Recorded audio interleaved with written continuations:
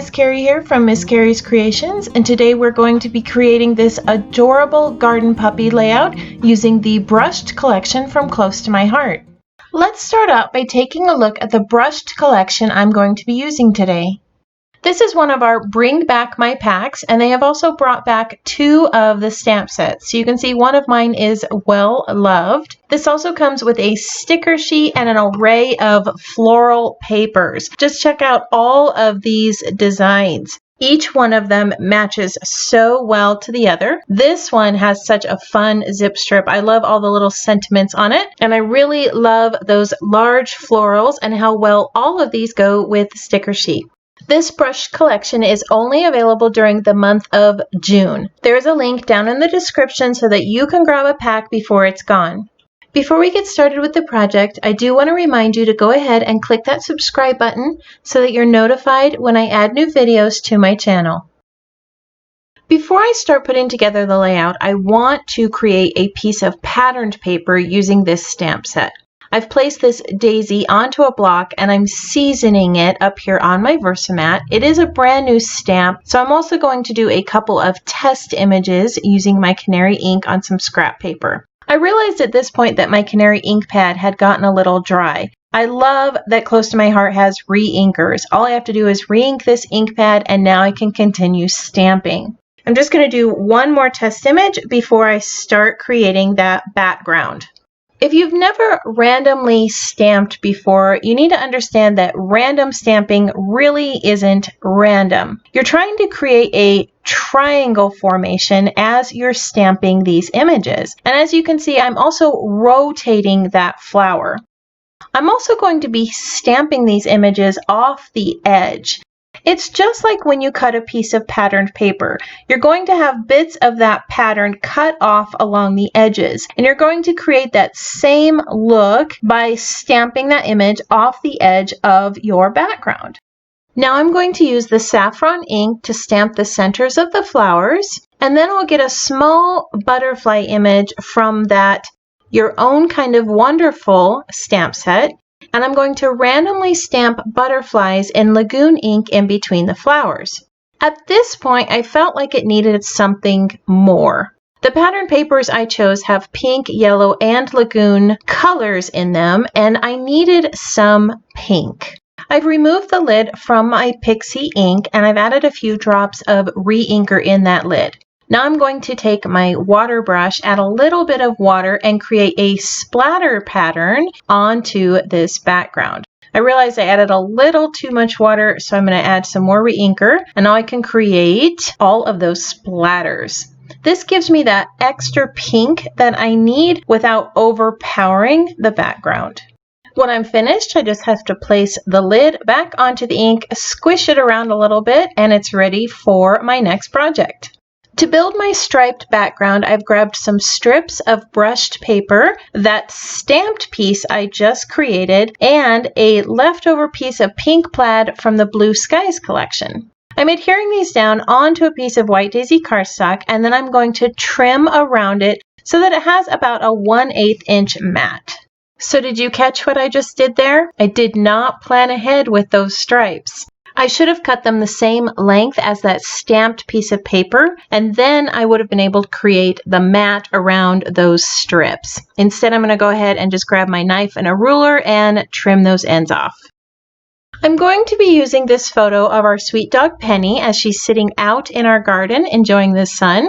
I happen to have more pictures of my dog right now than I have of my children. This is going to be backed with a piece of gray cardstock, and then I'm going to edge it with some borders that I cut using my Cricut. This border was created using one of our Cricut collections, and I used weld and slice to make them long enough for the page. I'm going to be layering 4 border pieces together. I have offset every other layer, and I did that in Cricut Design Space. If you're struggling to create borders in Cricut Design Space, I do have a video tutorial called Using Weld and Slice to Create Borders. I'm going to go ahead and put the link to that video down in the description below. Once all of those layers were adhered together, I placed them down onto that gray cardstock behind that striped background I created. I wanted to create a frame around the photo, so I grabbed this frame that I had left over from a project. I had cut it out using our stitched rectangle thin cuts. On that project, I only used the center, and so I had the frame left over, which was perfect for this project. I'm going to go ahead and trim the photo, and then this photo is going to be placed on the page with a piece of foam tape. I pulled out that butterfly stamp set again to create some heat embossed butterflies that are stamped in white on vellum. I've cut each one of these out, and I plan on backing them using that bokeh paper that comes in the brushed paper pack. To create that background layer, I'm going to stamp each one of the butterflies using Bashful ink. This allows me to still see the image to cut out that bottom layer, but it's not a very strong pink color, so it's not going to show through the vellum. I'm going to carefully fussy cut each one of the wings for each of those butterflies. You can see I didn't bother with the antenna or the body, and then I'm just going to glue that vellum down onto the center of that paper and bend up the wings. And now I have a cute little white embossed butterfly with a bokeh background layer. I've laid those butterflies down onto the page. They are not glued in place yet because I want to use a couple of stickers from this brushed collection. I haven't decided exactly what stickers I'm going to use or how I'm going to embellish, but I really love the colors on this sticker sheet.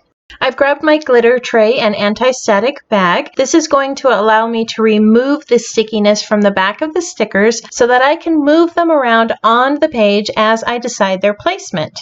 While I'm making these decisions, let me tell you about this little dog, Penny. I like to use yellow for most of her pages. She was known as the yellow puppy. 7 years ago, my daughter adopted a dog, and at the time, we did not know that that dog was pregnant. By that time, we had all fallen in love with the dog, so we decided to go ahead and have all 6 puppies.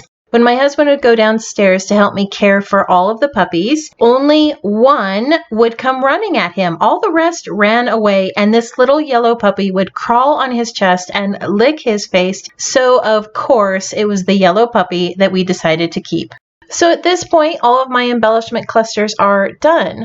I am going to trim the bottom portion off of this sticker. Originally, I had planned on using it on another project, but I end up using it on this one instead.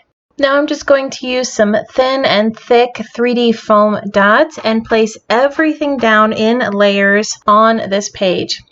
I will admit that I am new to creating embellishment clusters.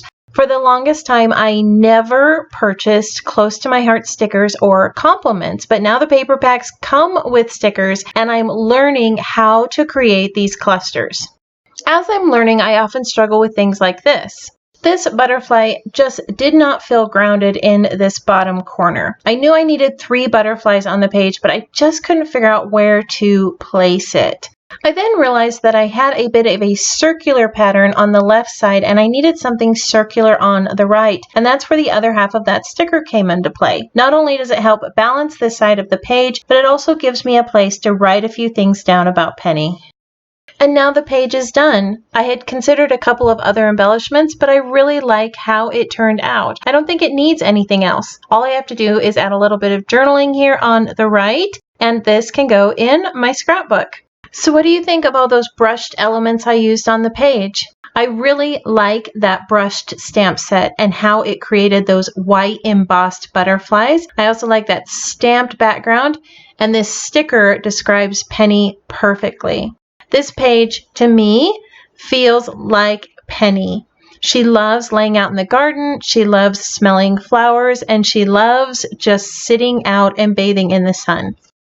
I want to thank you for joining me today as we created this garden puppy layout. I hope that it gave you a few ideas for using those brushed papers and stickers, and that you were inspired to try something new.